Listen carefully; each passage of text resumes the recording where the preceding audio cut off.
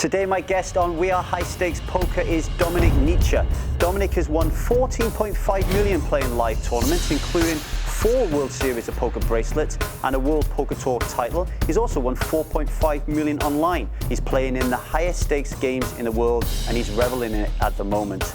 And we're going to be talking about his backstory. We're going to be talking about the values that push him in life, his purpose, his vision, and we're going to get a few strategic nuggets out of him as well. So I'll leave you in the capable hands of Dominik Nitsche. How you doing, Dom?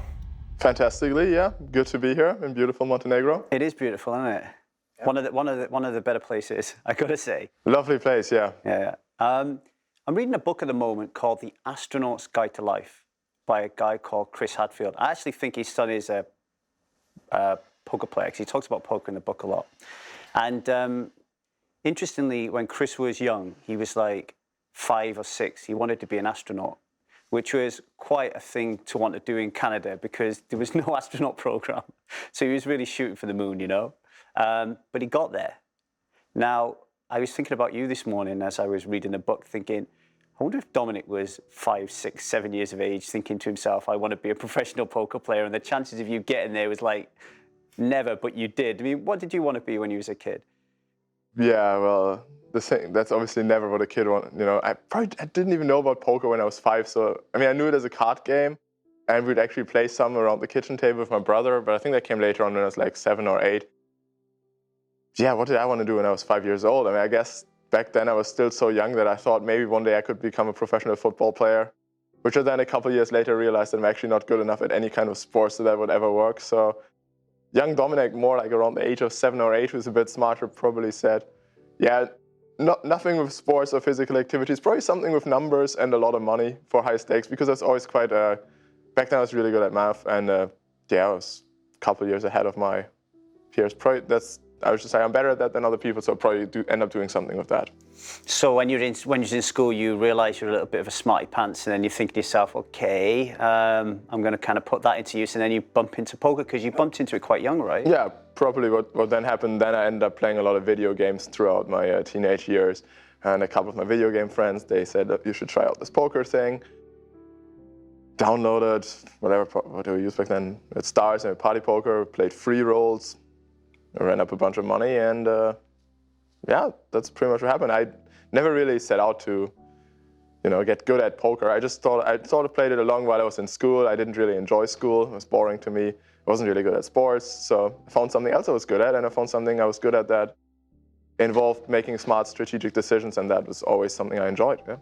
Can you remember the moment when you realized, this is it? Like, I can see me doing this for a long time and I really want to be the best at it rather than a traditional career? There were a couple, actually, because I don't think people have this one moment in their career where they decide, this is it. Actually, there's always a few, you know, especially in poker. You know, that's probably the first time you actually consistently make money. For me, the first thing I remember, there were a few things I remember back in the day.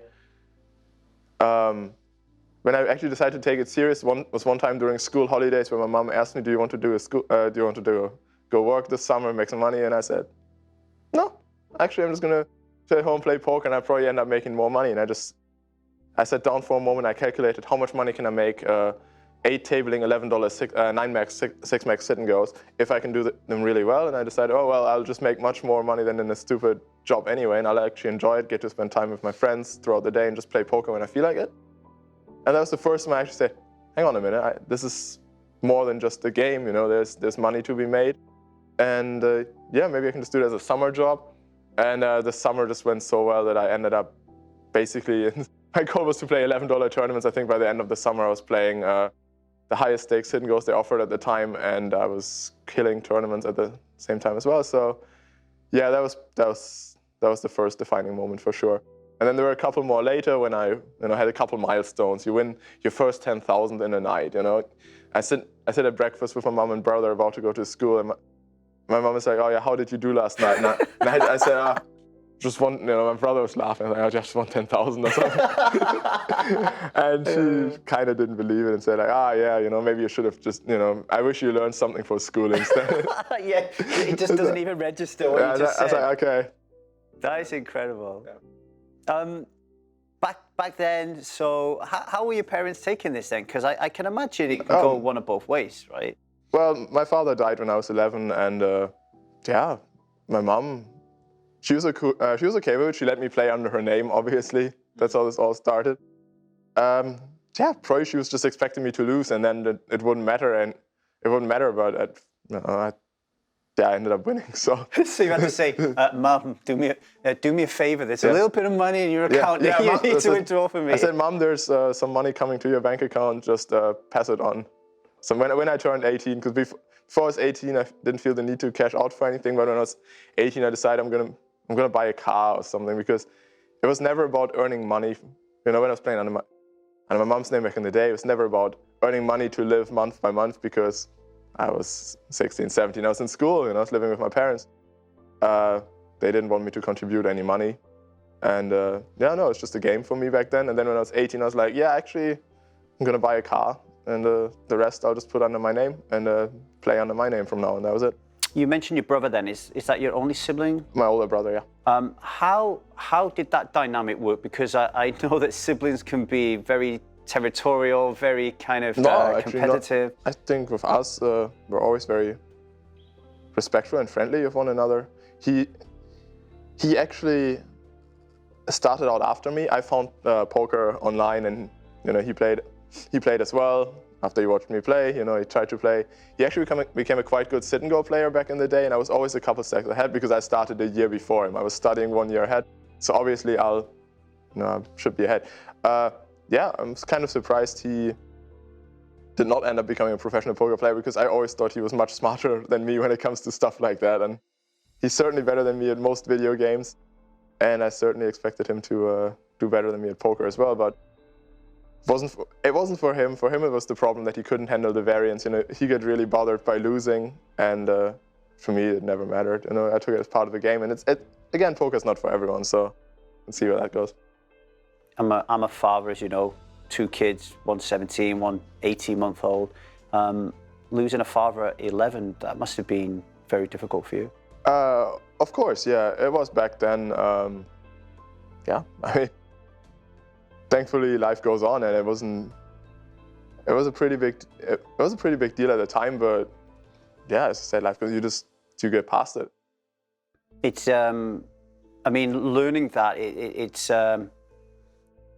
it shakes me up a little bit, because I've known you for a long time, and I always recognize you as somebody who found poker very early in school, so you never got a job, and then your hardships, I imagine, are then poker related. Of course, yeah. What have been some of the most challenging periods of your life, and how have they been valuable to you in creating Dominik Nitsche who we see today? Right, I mean, obviously losing my father at that time must have had some effect on me. You know, it's being like 12 years old, 13 years old without a father figure is kind of tough. But my mom's great, my brother's fantastic, and yeah, I had really good teachers at school. So I never had anything missing from me back in those days. And actually, I think just growing up, poker helped me as well, because when I found it when I was 16, I found a game that's so challenging, and it teaches you good life values. You know, it teaches you to be rational. You know, don't let negative things affect you. And when you learn that at a young age, it helps with a lot of other things. Nothing bothers me in life. You know, if plane is delayed, other people get upset. A train is late, you know, people get upset and I just, you know, I take it as part of life, and it's not something you can control. And learning that lesson at a young age is actually pretty important. I think it's something we should be teaching more young kids, because if you look at society, what it is today, people are very emotional when it comes to the wrong things. You should be emotional about, you know, personal stuff, but there's a lot of things in life you can't control. And I think it's a lesson you should learn at an early age, that it's what you do in life is about doing the best you can, and always, you know, trying to be the best person you can. And sometimes you can't control things. Yeah, they're very definitely, when you look at poker, sometimes it's an absolute microcosm for life, isn't it? Of course, yeah. So I feel. Who have been some of the biggest inspirations in your life? You can talk about when you were younger, later on in your career. You know, you mentioned your mom and your brother, but who else outside of that have you looked up to and really taken a lot of lessons from? that's also a thing where, if you make your path as a poker player, you don't really have one guy you aspire to be. There's always a lot of people you look up to. So that's also something I've learned. There's always something you admire about a certain person. Even to this day, there's people I admire for something they have that I would like, and I would think, yeah. For one easy example is always I like to look at Jason, Kuhn, Manik, the guys who work out a lot and they're in really great shape, and that's something I aspire to do as well. So I think there's a lot of role models. A couple of years ago there was Fedor when he was at the top, crushing everything, and especially then later on developing brilliant mind and getting into other things. I think that's very inspiring to me, and I like to look up to those guys and ask them questions when I can. Yeah, and I just like to look at people who are the best at what they do, and then take something from what they do, something I like about them, ask them questions about it, and then see if I can take something away from it, do it myself. Yeah, I don't have a specific person I look up to. No human is perfect. Everyone has other things they want. Certainly, I'm not perfect. I have other people that ask me questions, so I like to do the best from everyone. There's millions of people in this world, and you can certainly learn from most of them. It sounds like you're very aware, so when you're in and around the circle of friends, or not even friends, we have so many acquaintances, don't we, in poker, and you can kind of say, okay, oh, he's doing really well in that inspired, oh, they're doing really well, oh, I'm not going to do this too much, It sounds like you're very aware. One thing I really enjoy about playing poker professionally for so many years is the community. It's that there's so many people. They have friends all over. Acquaintances, friends, you can call them whatever you want, but a lot of them have become close friends over the years. And even the ones that haven't, they're still close enough to them that you can ask them certain questions about things you have questions about. For example, Jason Kuhn, as I said before, very open guy, can ask him anything. Or, some of my closer friends, Manik, can certainly ask him anything. And yeah, it's also nice to have friends all over the world. You can spend a weekend in Vienna and know a couple of people there, so I would certainly say a lot of the people have become more than just acquaintances to me, for sure. They're some of my best friends. I even lived with some poker players for a while, so. And when we think about poker and learning to be a really good poker player, first and foremost, we need to get the fundamentals right. So if we cross over then into life, we need to get the fundamentals of life right as well. And that takes me down the road of values, which is something that I didn't think about until I was 35 years of age. I didn't even know what they were. But what are the values, the principles that guide you in life? What's important to you that you hinge your decisions on? As I said before, I think it's important to always do the best you can. Be that to yourself, certainly, and to other people as well. It's always something that I aim for, is that I want to do the same to me as I do to others.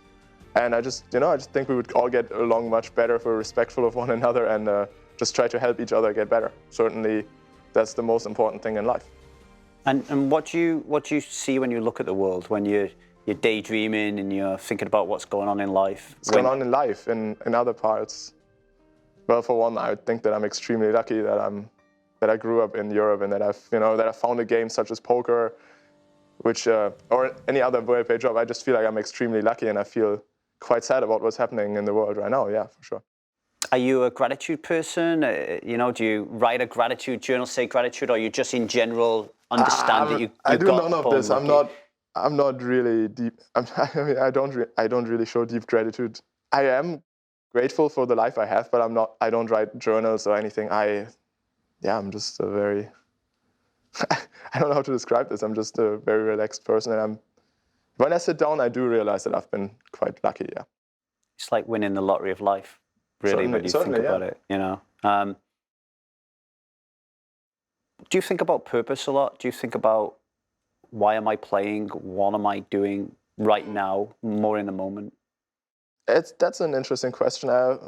For me, I don't really think about this too much. My purpose in life, I don't think we have a purpose in life. I mean, for me, as I said before, I just try to live my life, being a nice person and doing the same way I do to myself than I do to others, and just making sure I help out a couple of people. I really enjoy teaching, and I really enjoy, just taking care of other people and helping them out when they need me. I recently got into a lot of coaching and mentoring people along the way, and that's sort of helped my passion for the game again as well, that I can, I teach people how to get better at poker, and it's not just a teaching where I collect an hourly rate of whatever number. That was not for me. And I found other things. I found just teaching someone where I then end up not staking the guy, but like buying big pieces at tournaments and then helping them through out that way. And seeing people succeed at that is something that I enjoy. And I enjoy it so much that I would think that actually one of the things in life that it fulfills me more than playing the game itself is to help others succeed at the game. You know, when a friend of mine who's been struggling with poker for years, and I've been teaching him for half a year, he goes to Canada and wins $1 million Canadian or something, then watching him celebrate that success means more to me than whatever cut I get of that. You know, it's nice. The cut is nice. It goes into my bank account. I'm happy about it, but it doesn't fulfill me the same way as it does seeing him so happy to have finally made it in poker. And you know, that's more important to me. It's like your way of serving. You're finding that teaching and coaching. And do you think you could develop those skills outside of poker as well? Well, the thing is, poker is my area of expertise. That's what I'm good at, coaching people at. So I've made it in tournament poker, so I can teach people how to win at tournament poker. Maybe I probably can, but could I translate this to other skills? Probably, but it would have to be something I'm good at myself, or at least I have a theoretical understanding of how the game works. I could probably translate it to, yeah, any game where game theory applies, and that's certainly a lot of games. It would just take me a while to transition. It's just, the reason I do it at poker is because I'm good at poker, and my friends want to get good at poker, and they say, can you help me out? And I say, all right, let's work on a deal here, and we'll make sure you do what I say, and then you're going to win. And that works for me right now. What about turning it around?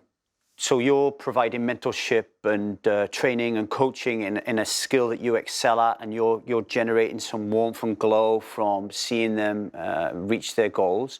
What about the other way around? Are you being mentored by somebody? Do you have that in the back of your mind of certain areas in life that you want to grow and expand upon, and you'll be looking for someone to help you in those areas? It's certain. Getting mentored is not for everyone. For me, I do tend to learn best on my own. It's just something I've always kept to myself when I wanted to learn something. You know, I never really enjoyed going to school back in the day and learning with other people. I would just do all the stuff on my own time. And things that would interest me, I would be much better if I just get to do it on my own time. And I would always have certain ideas in my head that, well, if you get mentored by someone, you have to respect the person. If Jason Kuhn tells me something about fitness, I'm not going to question Jason Kuhn about fitness. And if Manik Loser tells me something about nutrition, I'm also not going to question. But you would go to those guys and say, hey, help me out. I certainly would, yeah. Do you remember the Jason Kuhn, Chris Moreman thing when he turned him from like an overweight dude into like this really kind of skinny kind of like guy? Of course, guy, yeah. So, come on, Jason Kuhn, get your fitness camps up and running again, isn't it? And maybe when it comes to those areas, yes, I would try to get a mentor, but just for a couple pointers, say, give me something to read, give me give me a couple books or something to read, and then I would read the books, right? I wouldn't be like, yo, one-on-one, let's do this, cook for me. That's not for me. I want to learn on my own time, and that's what I'm trying to say. But for poker, it's not as easy. You need more mentorship in that, I think, because it's so tough to make it to the top, and if you want to make it to the top, there's so many ways to get distracted, so much wrong material. I guess it's the same with working out in a way, that you need to have the right stuff. It's interesting. Isolation, that willingness to figure it out yourself, is that a strength or is it a weakness? Because what does it allow you to be open to other creative ideas and other different... When it comes to poker, it's certainly helpful. So that's why I said yes immediately. It could be hurtful in other areas. I haven't given that any real thought. It's just for me that whenever someone tells me something in poker, I say, and then I say, can you prove it? Can you prove that, people... And that's how I got really good, is because people would always have these ideas, in poker. It's an extremely complex game. There's millions of options of cards, everything, stack sizes, everything, certain influences. And people have these ideas in their head that for a certain time became the standard. For example, don't want this to turn into strategy, but people had this idea in their mind that you couldn't call from the big blind because you have a bad hand and you're out of position. And then someone said, but pot odds, and then you had these two ideas. And only in recent years we discovered that you should indeed be calling a lot. And then there's more complex ideas where these things that people have these ideas in their mind where you can't do this because of this. But since the game is so complex, you couldn't, until a couple of years ago, you couldn't prove it. then I would always say, hang on a minute, are you sure it's that way? And then they say, yes, yes. I say, why? They say, it's just the way it is. Sounds like people aren't really figuring it out for themselves. They're just picking up hearsay or copying what they've read. Copying, learning from. I mean, it's really hard to not get biased in this game because there is so much luck involved. You know, if you make a play and you lose four or five times, back in the day you just wouldn't do it anymore. But now that if you can prove it and then you lose 4 or 5 times, then you whatever. So it's best to just figure that stuff out for yourself, for sure. What are some of the things that you admire about yourself? I guess I'm pretty hardworking. I'm loyal. I'm pretty honest, and I think I admire that in other people as well when they're honest. It's just a lot of the qualities I like in other people, you know, just honesty, just I'm very open and friendly towards pretty much everyone I meet, and that's the kind of values I look for in my friends as well, for sure. And you've been very successful in a game, millions racked up in video game points. What is it, 4 World Series of poker bracelets, a World Poker Tour title. Are there any 3 to 5 year goals here? Goals in poker are tough. For me, I just try to show up and play poker when I feel like playing poker for a lot of money, ideally in these high roads, and that's just the goal. The goal is to put in volume. For me, it's never been about bracelets, titles. It sounds crazy from someone with as many titles, but that's not career defining for me. It doesn't matter. If I came second in the one drop last year, fine. I would have had a bit less money, but I would still probably be sitting exactly here and playing my exact same game. So those things don't change me, and yeah, so they are certainly not part of any future goals. Now the real future goal is to keep improving, and as long as I can do it, I would like to play the higher rollers. Yeah, for sure. I think there's a lot of money to be made. I can't think of anything else where I could be making as much money. And yeah, for me, that's the reason why I'm in these high rollers right now, because they're still okay to play. You know, I'm still a bit better than my competition, and yeah, 3 to 5 years, who knows? Maybe I'll have all the money and I don't want to play anymore. Maybe I'll drift out into something else. But most likely, in the next 1 to 2 years, I'll definitely be playing, and then afterwards, in a game such as poker, it's way too hard to make plans for 3-5 years, I think. The game is fast evolving. We don't even know what's going to happen in China. We don't know if is there going to be an Indian poker boom. Are we going to play a lot in India? So all these things are sort of up in the air right now. And yeah, just for the immediate future, the plan is to play and make a lot of money for now. And then after poker, well, that's a whole different question. Because then I need to ask myself, I don't even know what year it's going to be. You know, maybe it is in 2 years, maybe it's in 5 years. The certain plan for now is just to be set for life, that I don't need to do any other investments, and then just do things that I would enjoy, for sure. Okay, so that's interesting, because you know, you talked earlier on about Fedor being someone who along the path you've admired and looked at and thought, oh, okay, that kid's doing some of the right things, you know. And you're talking here very much about, which is a common theme with anybody who reaches the higher echelon of any business, sport, company or whatever, is 100% utter devotion on this thing, right? And now you're talking about when poker ends, what happens. But have you got any goals right now outside of poker for the next 3 to 5 years, or is it just poker? Well, that's what you just said, right? You said it's 100% devotion, and absolutely right. If you want to make it to the top in anything, you need to devote yourself to the game. It's really hard to have goals outside of poker because they distract from your main goal. I don't really focus my time and energy on anything outside of poker, really, because it's a very complicated game, and unfortunately right now it's a time where there is programs that just came out that make studying the game that much easier, so you really need to be on top of this. Even if I come out to a stop like this or in Monaco, it takes away time from actually getting better at poker. So I need to work extra hard when I'm at home to make up for the time when I'm here with my girlfriend and, you know, playing a tournament, being on holidays, just relaxing away from the game. So a live tournament stop always takes away focus from the actual goal of getting better at poker, yeah. But it's where you go to perform, so you probably shouldn't be studying while you are playing anyway, and you shouldn't be, you know, up until 5 in the morning running simulations and whatnot. So it's actually, yeah, that for me it's just I get better at poker, then I travel to test out my new skills, and then when I get home I sit back down and study again. So I wrote an article a while back now thinking, I think I said Dominik Nitsche could be the guy that overtakes Phil Helmer's bracelet record. I think I should throw that article in the bin. And no legacy for you? There's nothing that when you leave this planet you want to look back and see a legacy?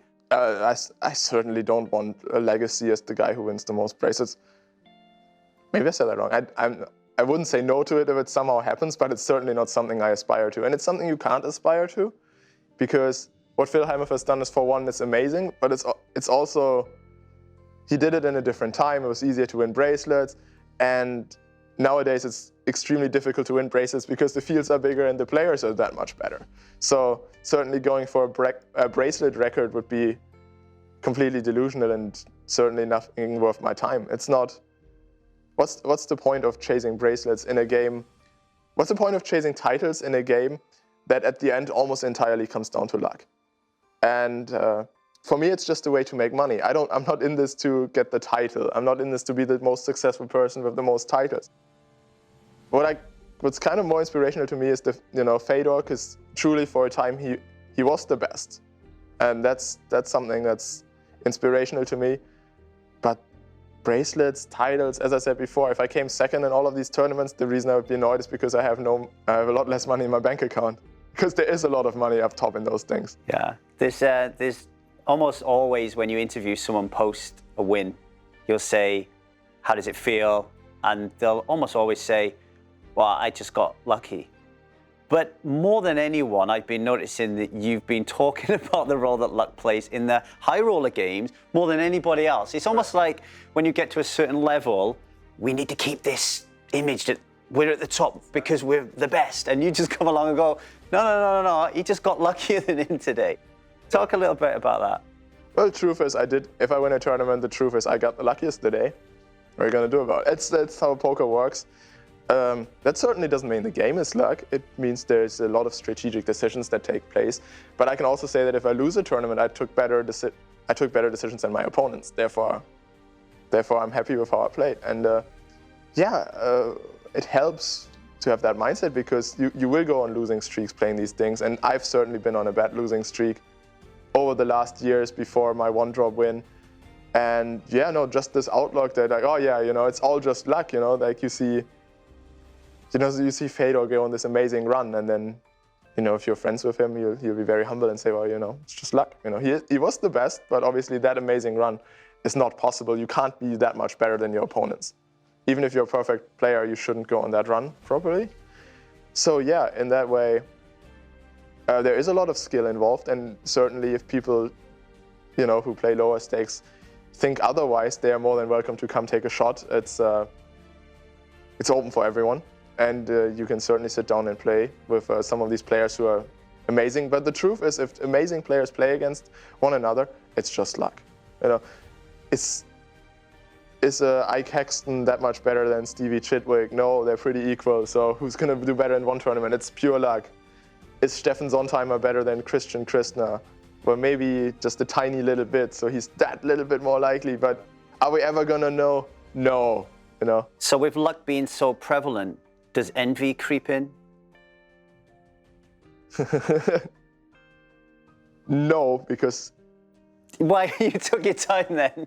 I did, because it's actually funny. No, because everyone is aware it's just pure luck. Right. And if you're not aware that it's pure luck, then that says something about your standing in the game? It says something about your understanding of poker more than anything, and then you probably you wouldn't have made it that far. There's a lot of envy from lower stakes players that look at these guys. Oh yeah, they just, Fedor is just lucky. Well, yeah, he's lucky, but he was also, when you were saying that, he was also the best. So of course he deserves to win. And he gets as lucky as everyone else, maybe a little bit more lucky during the time. So there's a lot of envy from lower players towards us that I find, for sure. But there's also a lot of admiration as well. So there's a couple of people. There's ones that are extremely jealous of us, and there's also people that are extremely, oh my God, these guys are the best, they're so good. Well, actually, the truth is both both ways to look at it are not wrong. We're not superhumans either. We make mistakes as well. And yeah, for the same reason, there's also no reason to be jealous of anyone, because we just work hard. And yeah, just to say that people are lucky is also not true. It's not true. I think it's just the same game for everyone. And among the high rollers, where there's a little bit of Steve O'Dwyer wins again, or Steve O'Dwyer busts 5 of us Germans, and then we just have a few jokes about it. But there's nothing malicious. It's just good.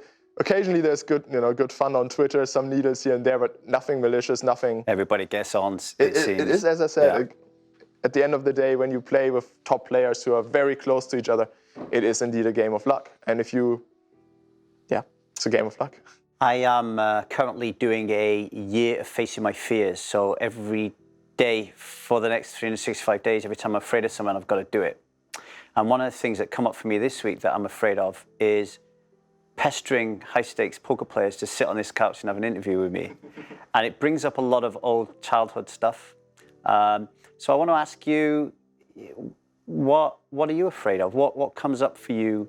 And I'm not talking about facing Fedor playing poker. I'm talking about life. What are the things that give you a little bit of butterflies? What are the risks that you're not taking in life that you should be? It's a good question, because it comes back to what I learned earlier about teaching, or about learning rational thinking very early on in my life, that the things that do scare me are the things that are actually dangerous. I'm not really afraid of talking to anyone, or I don't know how to answer this. It's because I feel like I've tried so hard to become so rational in life, where if I have an irrational fear, that sort of doesn't add up in my mind.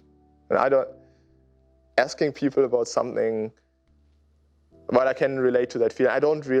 It's not really something that I would be afraid of, and I can't think of anything right now either. So it sounds like a thought comes into your head, you immediately notice it, it's a cognitive distortion, and it's gone. Well, I don't feel. Only if something's actually dangerous, but then I just don't do it because it could potentially be bad to my health. It's not like the irrational thought of something that scares me doesn't exist, because if something scares me, then it's probably quite rational that something I should be scared of, and then I don't do it. But if it's something it's not scary and I want to do it, then I'll do it. Maybe I'm just struggling here for a good example, but.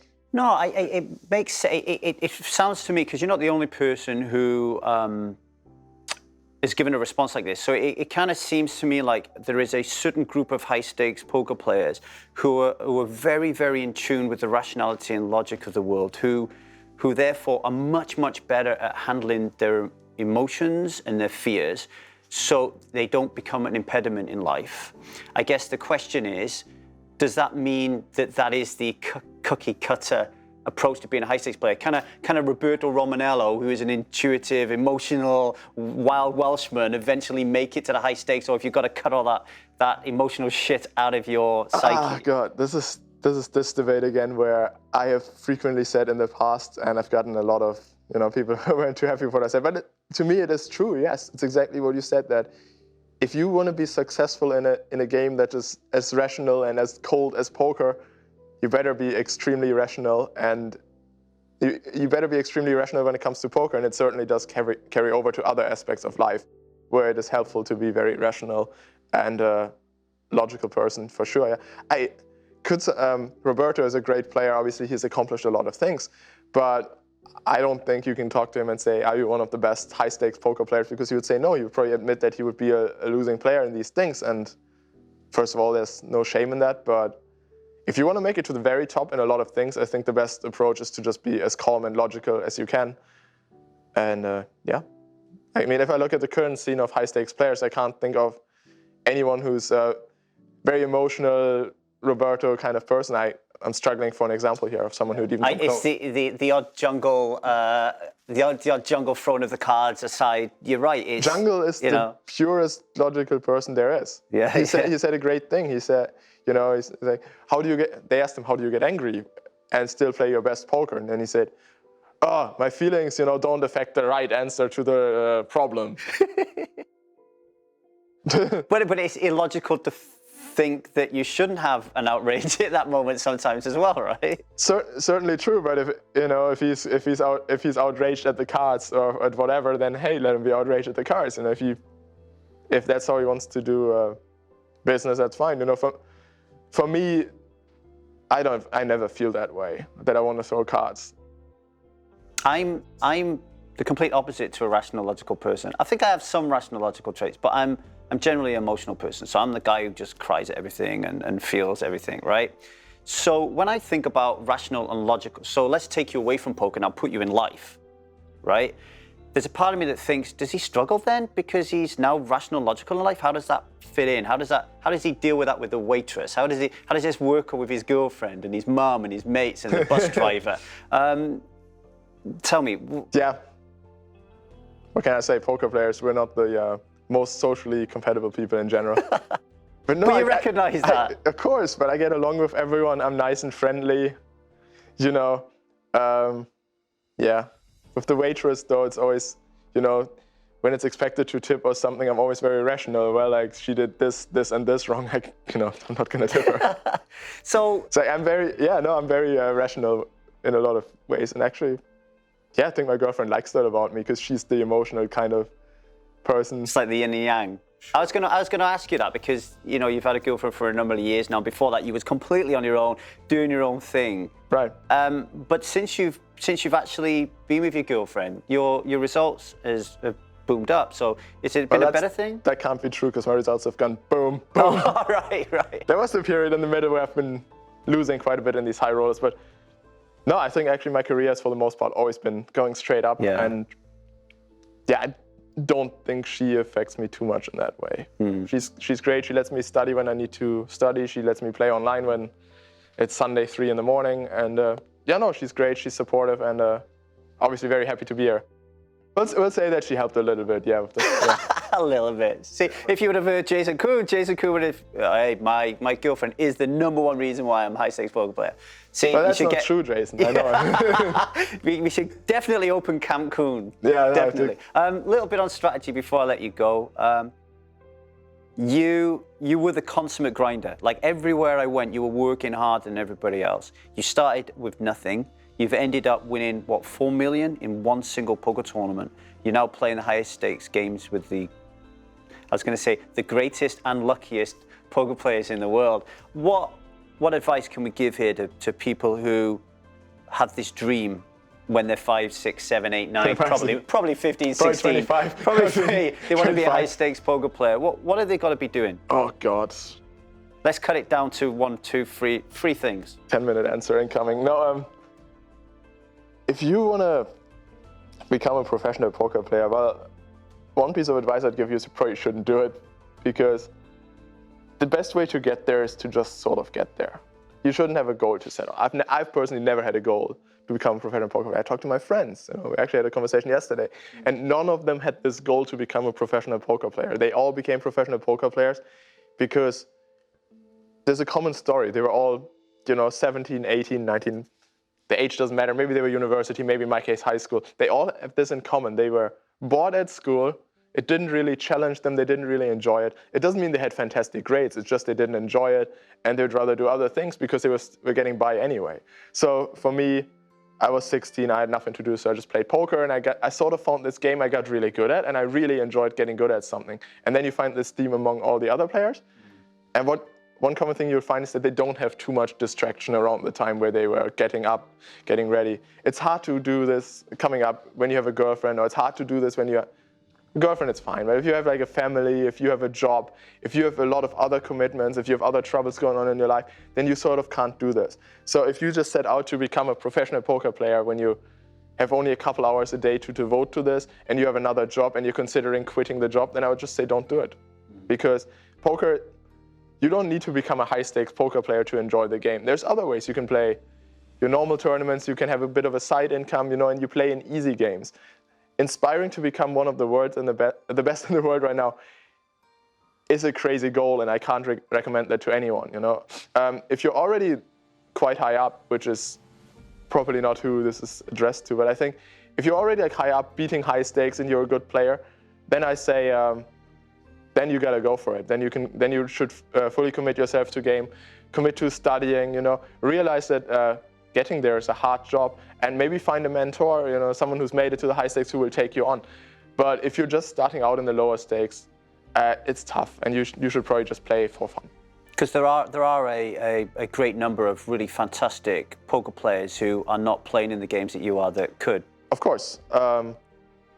Be that for the lack of the bankroll, the lack of trust from their backers, or just because they don't think they're good enough. One thing people struggle with in poker is self-confidence, There's very few people who have the right amount. There's certainly a lot of people who are just way over here with this. Shout out to a lot of people, by the way. Yeah, definitely. And there's people who are also at the bottom, who I interact with, who could certainly, maybe they're just here, and some of them are all the way down there, and then I'm like somewhat high, which is good, but some people are, confidence is a very interesting topic in this instance as well, because one poker player, Pring Kenny used to say confidence is all it takes, when talking about the high stakes, and Ole Shemion recently said the same thing when asked about the high rollers. And I do agree to a certain extent that confidence is very underrated, because a lot of people, they're fantastic poker players, they could do with a bit more confidence. And there's a lot of people who are bad poker players, they could do with a little bit less confidence. And if you're too confident, that's not good either. And if you're lacking confidence, then I say, well, watch the high roller streams, try to see what they do. Can you give a better answer than them? Yes, no. Can you mathematically prove that your answer is better? Yes. Well, then maybe you're onto something. Maybe you're missing something that it's hard to say. And those are always you could be right. You can certainly be right about a hand. The people you see on TV, they make mistakes, so there's no reason to beat yourself up if you would have played a hand differently. Maybe you're onto something. So I think confidence is important. And finally, how does poker make you feel? I go back to what I said earlier about, I enjoy playing and I enjoy winning, but what I enjoyed much more was when I saw my friend win after months of coaching him and him struggling before. So it makes me, playing and studying, it makes me feel accomplished, because it's something that I've worked pretty much all my life towards too, and I'm starting to see success. It's nice to feel success, but I much more enjoy the feeling of other people helping me. Of helping other people succeed and have the same goal. And I also enjoy the community feeling much more than I enjoy winning a single tournament. That's, as I said before, I've made a lot of friends throughout poker, good friends, not just acquaintances, and it's much more important than the money, the titles. Just in general, just hanging out with my friends and other people that I share common interests with, and that makes me feel more complete than winning tournaments. Dominik, thanks for your time. Really appreciate it. Hi, I'm Dominik Nitsche, and I'm High Stakes Poker.